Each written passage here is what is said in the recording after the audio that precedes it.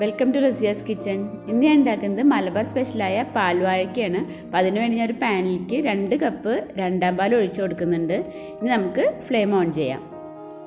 ഇതിന് പാൽവാഴയ്ക്കാന്നും അതുപോലെ തന്നെ കായ്ക്കറി എന്നൊക്കെ പറയും. നല്ല ടേസ്റ്റുള്ളൊരു ഡിഷാണിത്.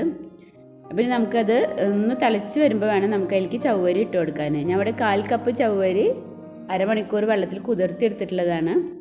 അപ്പോൾ ഇനി നമുക്കത് അതിലേക്ക് ചേർത്ത് കൊടുക്കാം. അപ്പോൾ നന്നായി തിളച്ച് വന്നിട്ടുണ്ട്. ചവ്വരി നമുക്ക് അതിലേക്ക് ഇട്ട് കൊടുക്കാം.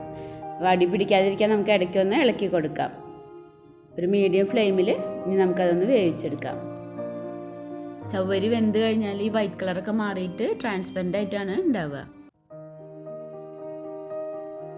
അപ്പോൾ ചവ്വരിയൊക്കെ ഒരു 1/4 വേവ് ആയിട്ടുണ്ട്.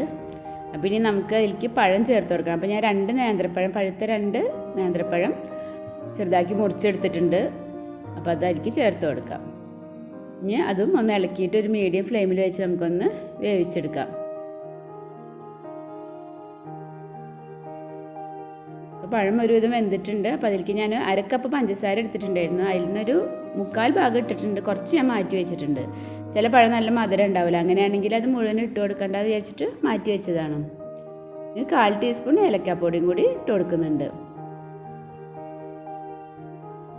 നന്നായി മിക്സ് ചെയ്ത് ഇപ്പം എല്ലാം ചവ്വരിയും പഴവും ഒക്കെ നന്നായി വെന്തിട്ടുണ്ട്. ഇനി ഞാൻ 2 കപ്പ് ഒന്നാം പാൽ എടുത്തിട്ടുണ്ട്. ആ ഒന്നാം പാൽ അതിലേക്ക് ഒഴിച്ചു കൊടുക്കാം. ഒന്നാം പാൽ ഒഴിച്ചു കഴിഞ്ഞാൽ പിന്നെ അധികം തിളയ്ക്കണ്ട കേട്ടോ. നന്നായി ഒന്ന് ചൂടായി കഴിഞ്ഞ് തല വന്നു തുടങ്ങുമ്പോൾ തന്നെ നമുക്ക് ഫ്ലെയിം ഓഫാക്കാം.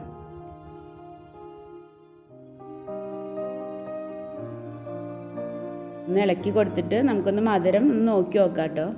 അത് നോക്കിയിട്ട് നമുക്ക് വേണമെന്നുണ്ടെങ്കിൽ നമ്മൾ മാറ്റി വെച്ച പഞ്ചസാരയും കൂടി അതിലേക്ക് ചേർത്ത് കൊടുക്കാം. പാൽവാഴക്കയിൽ നമ്മൾ ഒന്നാം പാൽ ഒഴിച്ച് ഫ്ലെയിം ഓഫാക്കുന്ന സമയത്ത് ഈ ഒരു പരുവത്തിലുള്ള ആ ഒരു കട്ടിയാണ് നമുക്ക് വേണ്ടത്. ഇനി നമ്മൾ ഫ്ലെയിം ഓഫാക്കി കഴിഞ്ഞ് കുറച്ച് സമയം ഇരുന്ന് കഴിഞ്ഞാൽ ഇതൊന്നും കൂടി കട്ടി വരും. അതിന് കുറച്ച് കുറവുണ്ട്. അപ്പോൾ നമ്മൾ മാറ്റി വെച്ചിട്ടുള്ള പഞ്ചസാരയും കൂടി ഞാൻ അതിലേക്ക് ചേർത്ത് കൊടുക്കുന്നുണ്ട്.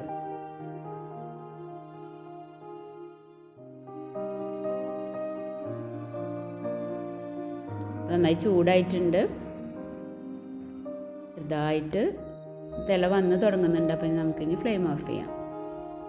ഇനി നമുക്ക് അതിലേക്ക് കുറച്ച് അണ്ടിപ്പരിപ്പ് മുന്തിരിയും കൂടി ഒന്ന് വറുത്തിടാം. അപ്പോൾ അതിന് വേണ്ടി ഞാനൊരു പാൻ അടുപ്പത്ത് വെച്ച് അതിലേക്ക് 2 ടീസ്പൂണ് പശുനെയ്യ് ഒഴിച്ചു കൊടുത്തിട്ടുണ്ട്. അതിലേക്ക് അണ്ടിപ്പരിപ്പ് മുന്തിരി ഇട്ട് നമുക്ക് ഇനി ഒന്ന് റോസ്റ്റ് ചെയ്തെടുക്കാം. ഒരു 10 അണ്ടിപ്പരിപ്പും ഒരു 20 മുന്തിരിയാണ് ഞാൻ എടുത്തിട്ടുള്ളത്. ചെറിയ മുന്തിരി ആയതുകൊണ്ട് ഒരു 20 മുന്തിരി എടുത്തിട്ടുണ്ട്. ഇനി നമുക്ക് റോസ്റ്റ് ചെയ്തിട്ട് നമുക്ക് പാൽവാഴക്കയിലേക്ക് ഒഴിച്ചു കൊടുക്കാം.